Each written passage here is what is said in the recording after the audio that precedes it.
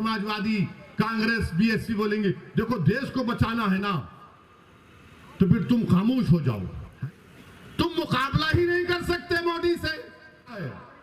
योगी आदित्यनाथ ने अपनी तकरीर में कहा राहुल गांधी के बारे में कि राहुल गांधी किसी मंदिर में गए तो उनको मंदिर के आदाब नहीं मालूम थे। लोग दरगाह को आते आला हज़रत के आते हैं ना, तो क्या पूछा जाता है? क्या पूछा जाता है? आते हैं, अकीदत है, किसी मजहब का आता है। AIMIM चीफ असदुद्दीन ओवैसी बरेली के मेथोडिस्ट स्कूल पहुंचे, जहां मैदान में जनसभा को संबोधित उन्होंने किया। इस मौके पर उन्होंने समाजवादी पार्टी, बीजेपी समेत सभी विपक्षी दलों पर जमकर निशाना साधा।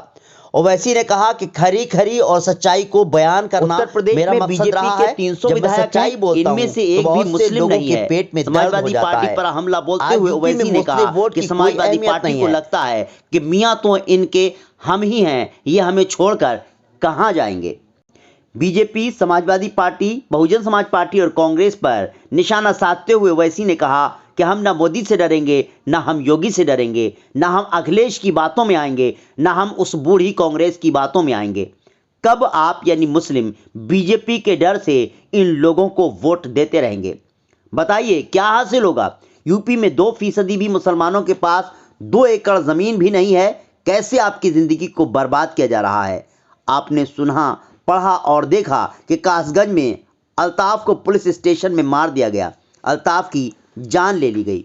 ओवैसी ने कहा कि मैं कभी भी किसी भी धर्म के खिलाफ नहीं था और ना कभी रहूंगा।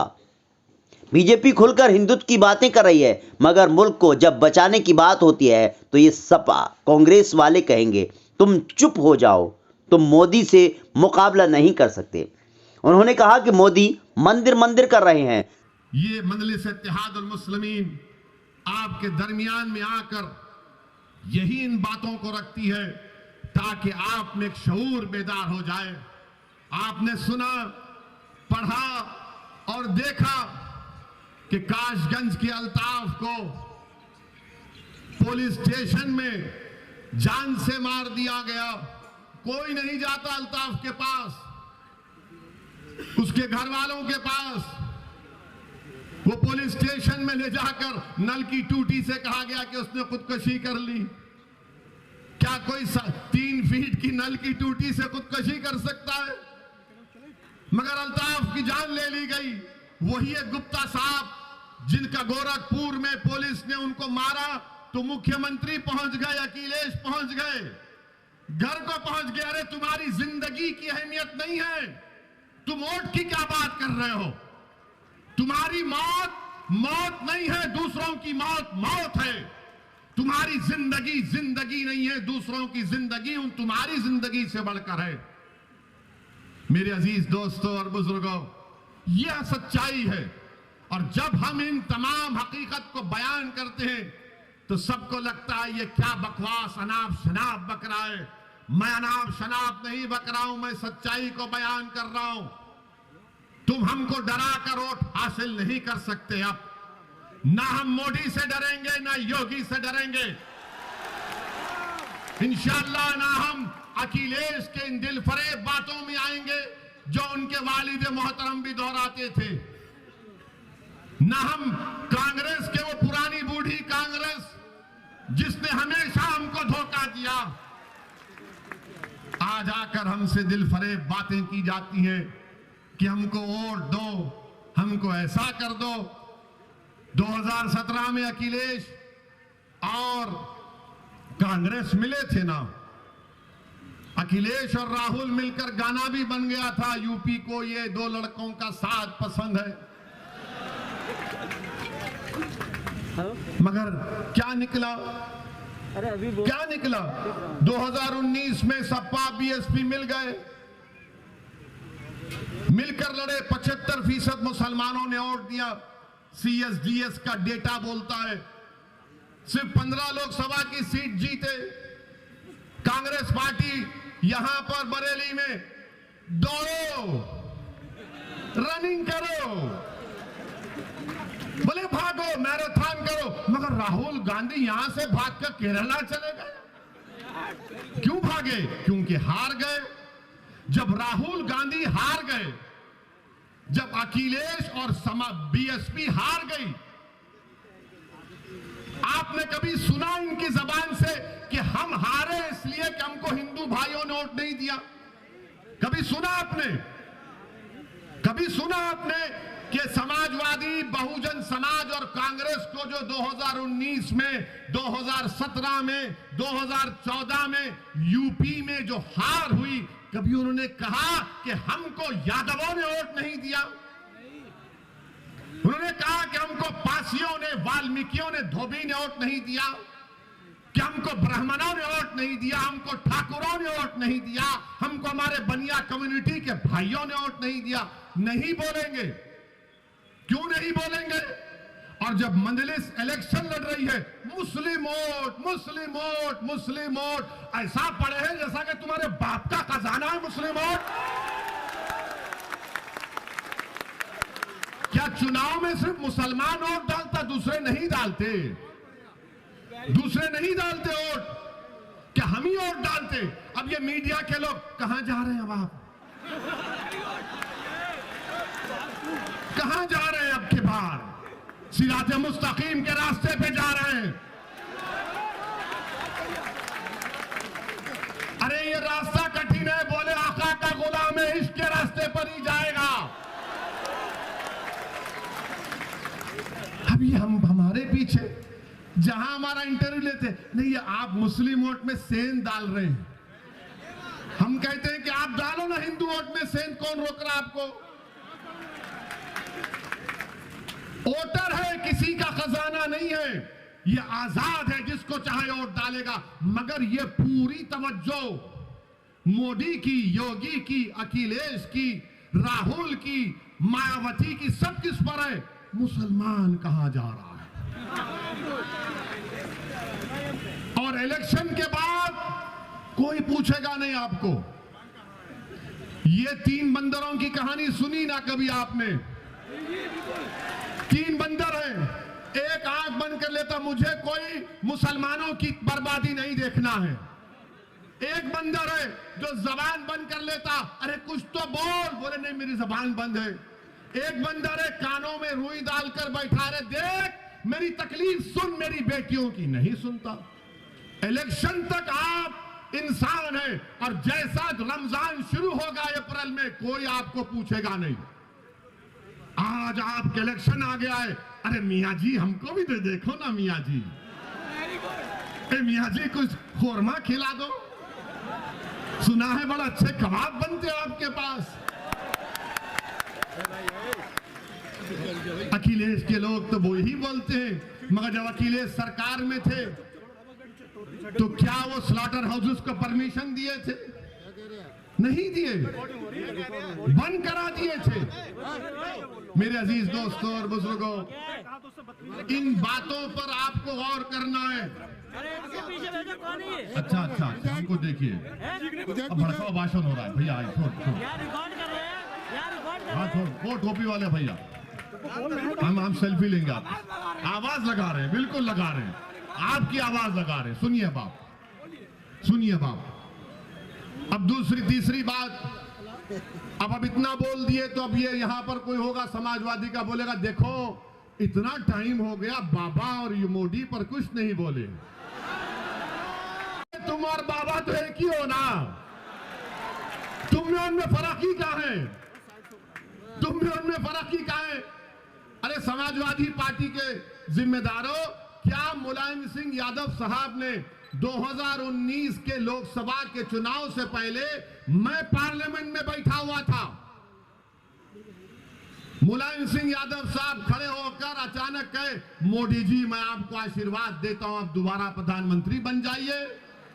हम जब भी पूछे कांग्रेस के लोगों से, समाजवादी के लोगों से, देखो कौन बी टीम का काम कर रहा है, मुलायम सिंह बोलते हैं, तो बोले नहीं बड़े बुजुर्ग हैं। अरे मेरे बुजुर्ग नहीं है मुलायम सिंह, उम्र में बड़े होंगे, मेरे बुजुर्ग नहीं है। तुम्हारे हो सकते तो तुम मानो, मैं नहीं मानता इनको, मैं किसी को नहीं मानता सिवाय अल्लाह के। सिर्फ इतना ही कहना चाहूंगा तुमसे तुम्हारे कोई इल्जामात की मुझे फिक्र नहीं है, मगर जिस तरह से ये बकवास कर रहे हैं, इससे अंदाजा हो रहा है कि इनके पेट में दर्द नहीं, बल्कि इनको अब लग रहा है कि बाबा कुर्सी तो हमसे छीन ली जाएगी। इनको डर लग रहा है कि अब बहुत दूर इनको गुमनामी के वादियों में इंशाअल्लाह ये चले जाएंगे। और यहां पर क्या किया योगी आदित्यनाथ की सरकार ने? बरेली में अमित शाह आए थे, गनीमत यहां पर निजाम की बात नहीं की, वरना हम राज की बात कर देते उनके सामने।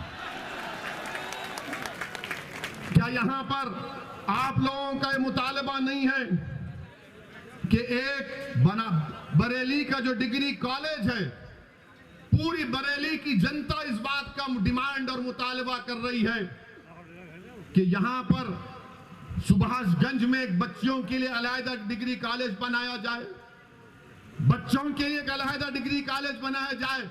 मगर अमित शाह, योगी और मोदी को डिग्री कॉलेज की फिक्र नहीं है, इनको सिर्फ हिंदुत्व की फिक्र है। यहां पर रबर फैक्ट्री, अब चुनाव आ गया तो सब दौड़ रहे, रबर फैक्ट्री खोल दी जाएगी, सरकार ले लेगी। यहां पर एम्स को खोलने की बात मुतालबा कब से किया जा रहा है, इसका कोई जिक्र नहीं होता। अभी सेकुलरिज्म जिंदा नहीं है, संविधान का सेकुलरिज्म जिंदा है और जिंदा रहेगा हमेशा। मगर सियासी सेकुलरिज्म को तो इन्होंने मुसलमानों के साथ दफनाकर उसकी खबर बना दी, मुसलमानों के साथ उसको दफना दिया। अब ये एक आकर कहते हैं कि नहीं नहीं बाबा जिंदा रखो, अभी दफनाया नहीं है, जनाजा है, तुम अपने कंधे पर उठाकर चलो इसको। ये सेकुलरिज्म का जनाजा अब हम नहीं उठाएंगे। ये सेकुलरिज्म को, अगर सियासी सेकुलरिज्म की तुम बात कर रहे हो तो हमको इसकी जरूरत नहीं है। हमको वो सेकुलरिज्म की जरूरत है जहां पर हर मजहब के लोग इत्मीनान और इज्जत के साथ अपनी जिंदगी गुजार सकें, जिसका संविधान ने वादा किया है।